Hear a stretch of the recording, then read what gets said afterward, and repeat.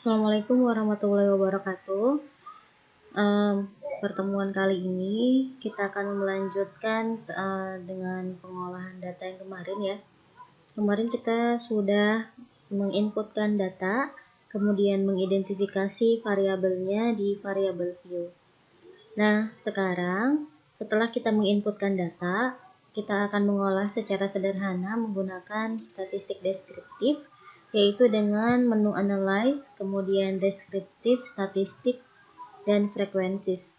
Di sini kita akan mencari statistika deskriptif dari data tersebut seperti nilai mean, median, modus ya, kemudian nilai keragaman. Selain itu juga kita bisa menampilkan diagram batang atau diagram lingkaran dari data yang kita miliki. Sebelumnya kita akan melihat datanya terlebih dahulu. Ini adalah data yang akan saya inputkan. Jadi ada nama, kemudian jenis kelamin, umur, dan pendidikan. Jadi 4 kolom ya. Kolom nama, jenis kelamin, umur, dan pendidikan yang akan kita inputkan. Pertama, kita buat terlebih dahulu di variabel view kolom-kolom apa saja yang akan kita gunakan.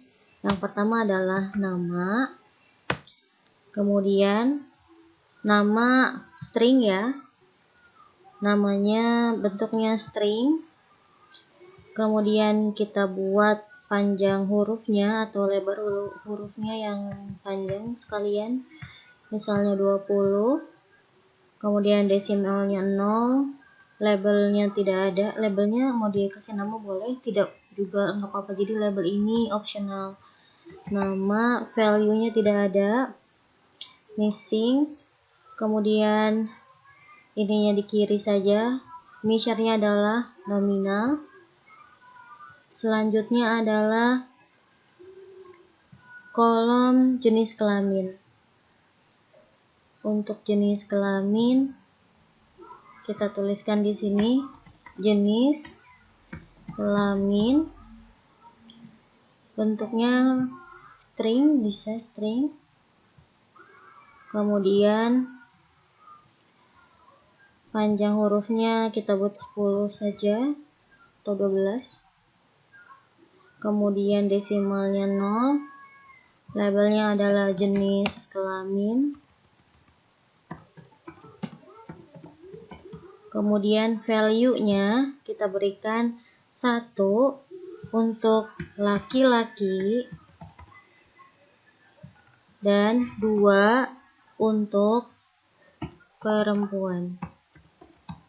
Ini disebut sebagai data nominal atau angka yang digunakan untuk mengkelompokkan sesuatu. Jadi untuk 1 adalah laki-laki ya, kategori mengkategorikan sesuatu. 1 itu untuk laki-laki dan 2 untuk perempuan.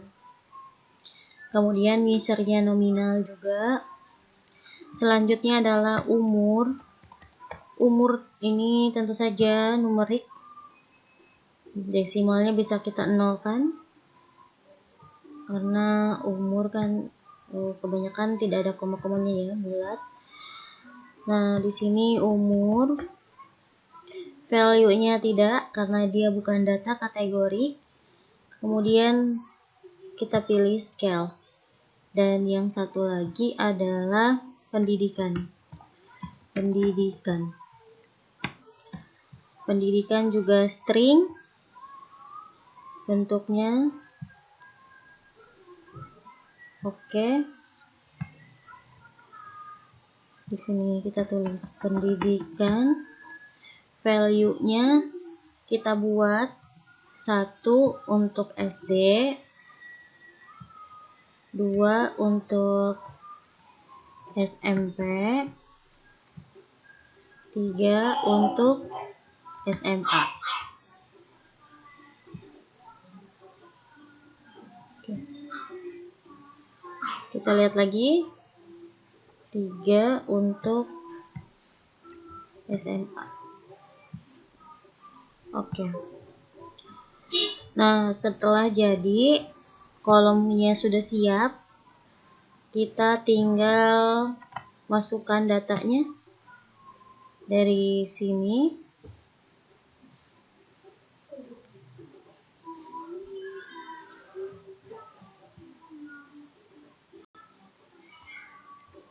Copy dan langsung paste.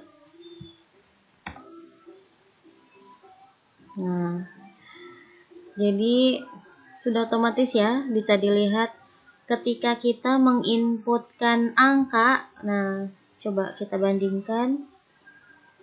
Kita bandingkan di sini. Nah, tadi saya mengkopinya dalam bentuk angka, ternyata ketika dipaste di SPSS, bentuknya sudah menjadi huruf di sini ya. 1 laki-laki, 2 perempuan. Kemudian ini juga 1 SD, 2 SMP dan 3 SMA.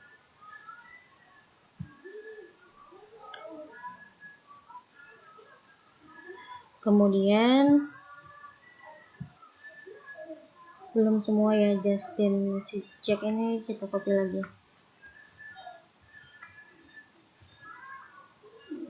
Copy. Jadi tadi masih sampai Justin ya. Langsung menjadi huruf di sininya, teridentifikasi sebagai huruf, bukan lagi angka. Nah, setelah itu kita akan mencari nilai rata-rata dari data yang kita miliki. Nah, jika kita lihat ada kolom nama, ada jenis kelamin, umur, dan pendidikan, maka yang kita rata-ratakan adalah data apa? Data umur ya. Karena dia yang berupa angka. Nanti rata-ratanya ketahuan berapa rata-rata umur dari responden yang kita ambil ini. Di sini kita klik analyze, kemudian deskriptif, frequencies, kita masukkan umur. Setelah itu klik statistics. Nah, ini statistika deskriptifnya. Kalau semester 3 sudah kita pelajari mencari nilai min manual ya, dengan rumus, mencari nilai median, modus, kemudian ragam ya, standar deviasi. Nah, di sini kita tinggal mengeluarkannya saja. Standar deviasi, ragam, range atau jangkauan, nilai minimum, nilai maksimum. Kemudian continue. Oke.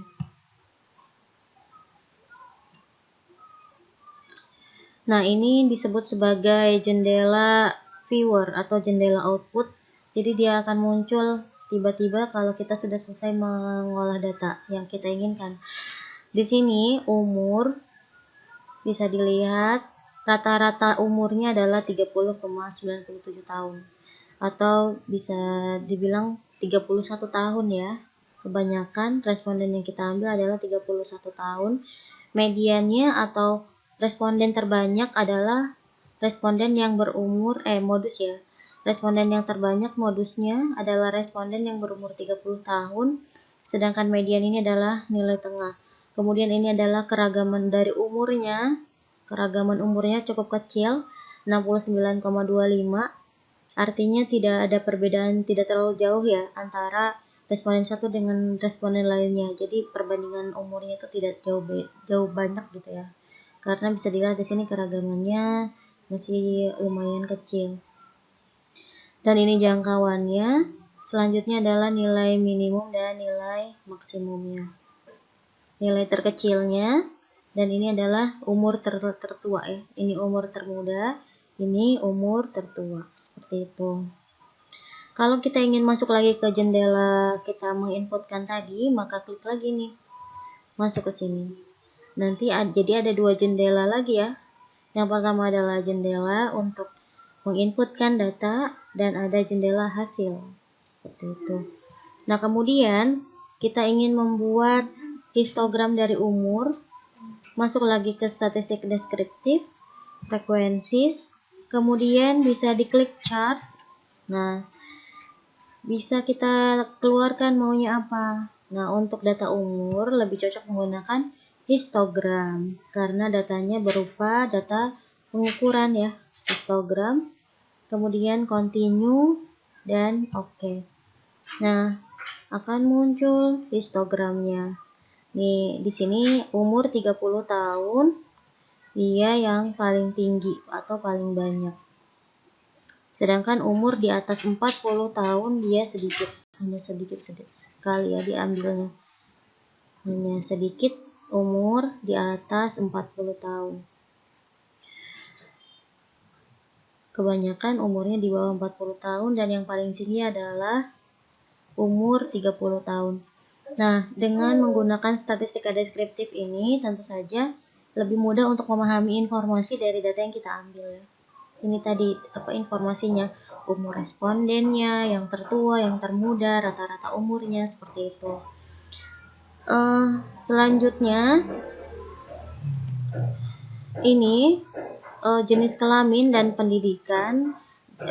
Sebenarnya walaupun tadi kita memasukkannya dalam bentuk angka ya, laki-laki 1, kemudian pendidikan juga sama dalam bentuk angka 1, 2, 3, jenis kelamin juga 1, 2, tetapi angka ini tidak dapat kita rata-ratakan ya, gitu. Jadi untuk melihat langsung apakah banyak laki-laki atau banyak perempuan, atau pendidikan banyak SD atau SMP atau SMA, kita bisa menggunakan diagram tadi ya. Nah, caranya dengan mengklik graph, kemudian legacy dialognya kita buka. Kita mau pakai apa? Mau pakai bar, 3D bar, line ya. Kemudian apa mau pakai pie. Nah, boleh semuanya. Misalnya kita pakai bar yang simple aja, simple, kemudian define. Kategorinya adalah jenis kelamin. Kemudian oke. Maka akan muncul jenis kelamin yang laki-laki lebih tinggi, yang perempuan lebih rendah. Artinya respondennya lebih banyak adalah laki-laki ya, dibandingkan dengan perempuan. Nah, sekarang kita kembali lagi. Atau misalnya mau membuat diagram lingkaran, bisa ke graph lagi, legacy dialog, kemudian pie. Kemudian ini summary group of cases, define. Nah, masukkan jenis kelamin ke sini. Kemudian oke. Nanti akan muncul diagram batang yang menunjukkan bahwa laki-laki warna biru lebih luas areanya dibandingkan dengan warna hijau atau perempuan. Jadi banyaknya laki-laki lebih banyak ya dibandingkan dengan perempuan hanya segini. Kembali lagi. Nah, sama dengan jenis kelamin, pendidikan juga merupakan data nominal, jadi tidak bisa dirata-ratakan angkanya. Maka kita juga bisa mencari informasi melalui graphs. Graphs ini bisa kita cari di sini sama tadi. Kita ingin melihat diagramnya, define. Pindahkan jenis kelamin, diklik dulu, pindahkan ke sini. Nah, dia sudah ada di sini lagi. Sekarang pendidikan yang dipindahkan. Kemudian klik OK. Hasilnya adalah ternyata pendidikan yang SD lebih banyak dibandingkan dengan SMP dan SMA. Dia lebih tinggi ya. Kembali lagi, kita buat untuk diagram lingkarannya. Pie, define. Ini sama tadi kan bekas jenis kelamin. Kita pindahkan dulu jenis kelaminnya. Setelah kosong baru kita masukkan pendidikan. Kemudian oke. Nah, akan muncul. Nah, ini daerah yang paling luas warna biru yaitu SD, kemudian SMP, dan SMA. Mudah ya cara menganalisis data secara deskriptif menggunakan SPSS. Yang harus kita pahami adalah kita harus tahu mana data yang bisa dirata-ratakan, mana yang tidak. Nah, yang dari contoh ini yang bisa dirata-ratakan hanya umur. Umur rata-ratanya sekian. Sedangkan laki-laki, perempuan tidak bisa dirata-ratakan ya. Hanya bisa dilihat berapa jumlahnya, yang mana yang paling banyak, yang mana yang paling sedikit. Begitu juga dengan SMA di sini. Jadi bisa dilihat mana yang paling banyak, SMA, SMP atau SD. Itu saja. Silahkan dicoba, akan saya berikan datanya. Jadi sebenarnya untuk bisa praktikum ini adalah kita harus sering-sering mencoba, karena kalau enggak ya yang enggak ini ya kurang afdol seperti itu. Jadi selain membaca modulnya, kemudian melihat tampilan video, dilanjutkan dengan melakukan praktikum sendiri masing-masing di rumah. Itu saja. Terima kasih. Assalamualaikum warahmatullahi wabarakatuh.